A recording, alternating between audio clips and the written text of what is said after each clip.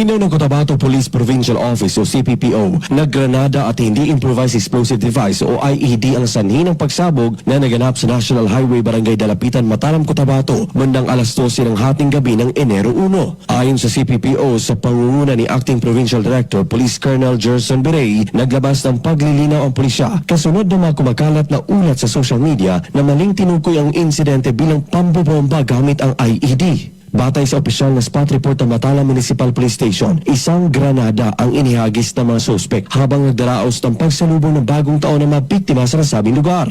Sa insidente, 22 katao ang nasugatan at agad na dinala sa mga pagamutan upang malapatan ng lunas. Kinumpirma din ng pulisya na kontrolado na ang sitwasyon at walang karagdagang banta sa lugar. Pinalakas naman ang intelligence gathering at manhunt operations upang agad na mapanagot ang mga responsable. Nananawagan ng CPPO sa publiko na manatiling kalmado at iwasan ang pagpapakalat ng hindi beripikadong impormasyon lalo na sa social media dahil maaari itong magdulot ng takot at kalituhan. Paalala ng pulisya, ang pagpapakalat ng maling impormasyon ay may kaakibat na pananagutan sa ilalim ng batas.